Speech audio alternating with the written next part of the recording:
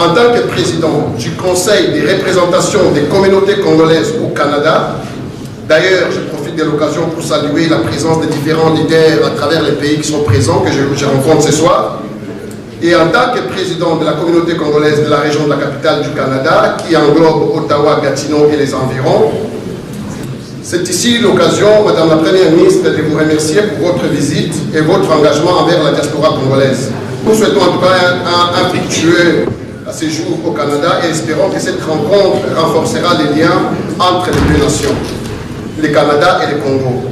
C'est ici, Madame la Première ministre, de vous inviter officiellement l'année prochaine, ici même à Ottawa, à travers un forum économique bilatéral entre le Congo et le Canada qui réunira des intervenants culturels, mais aussi des entrepreneurs congolais et canadiens. On consacrera uniquement les participants congolais et canadiens. C'est le 28, 29 et le 30 juin 2025. Nous serons honorés de voir votre gouvernement y participer et voir la participation de la République démocratique du Congo. Merci beaucoup, Madame la Première ministre.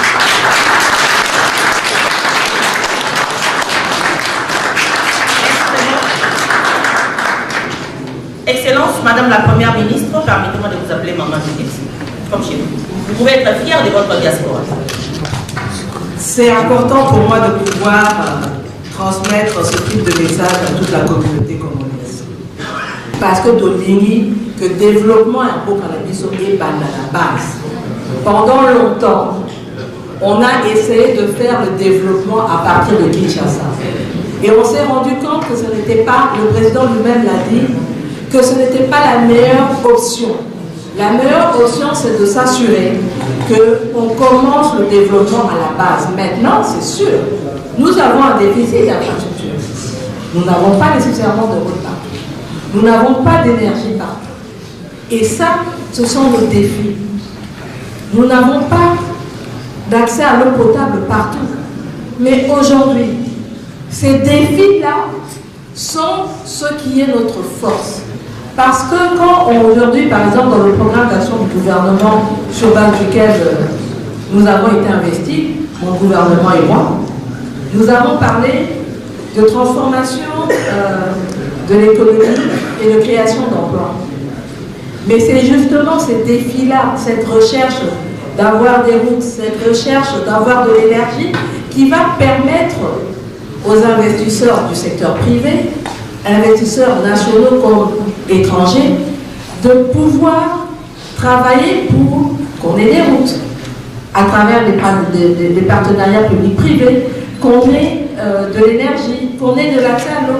Donc tous ces défis-là sont aujourd'hui des entreprises potentielles pour pouvoir créer de l'emploi.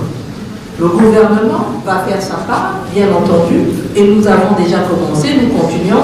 C'est un processus, mais nous devons compter sur tout le monde. Raison pour laquelle, merci à monsieur qui me parle de ce forum pour l'année prochaine. Et c'est ça que nous attendons de la diaspora.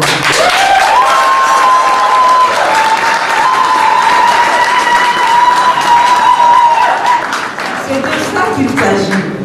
Vous, diaspora, vous connaissez les problèmes que nous avons chez nous au pays.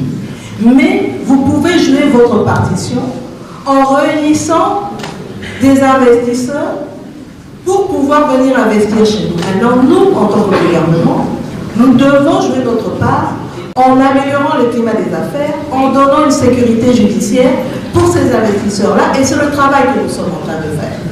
Et donc, certains peuvent voir le verre à moitié vide.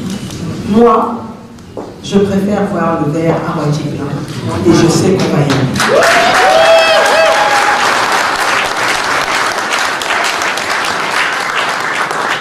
Alors, la question des investisseurs, oui, comme je l'ai dit, nous voulons développer la République démocratique du Congo, mais nous ne pouvons pas développer notre pays uniquement avec les investissements publics. Ça va être très difficile.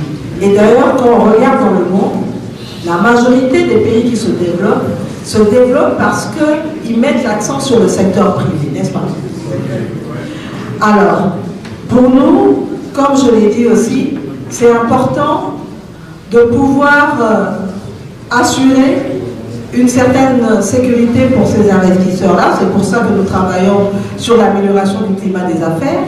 Et nous allons continuer ce qui a été fait. D'ailleurs, pour vous dire, le président, au niveau de son cabinet, la présidence, il a une cellule climat des affaires. Moi, au niveau de mon cabinet à la primature, j'ai un conseiller principal avec un collège qui travaille sur l'amélioration du climat des affaires. Le ministère du Plan et le ministère de tutelle qui porte cette problématique et qui a notamment l'Agence nationale pour la promotion des investissements. Donc nous avons aujourd'hui mis en place toute une panoplie de mesures. Par exemple, nous avons aujourd'hui une loi avec un certain nombre de textes d'application pour le partenariat public-privé et nous avons même une unité de coordination du partenariat public-privé qui permet de faire les analyses par rapport à tout investissement qui arrive pour voir comment ce partenariat-là devrait se faire pour ne pas léser ni l'État congolais ni le partenaire qui vient investir. Et je pense que c'est vers ça qu'on va devoir aller. Mais... Monsieur Raymond Kashiba, Ahmed et Maître François Kassenda, venez vous mettre s'il vous plaît et on va prendre la photo avec son excellence. Et Monsieur l'ambassadeur.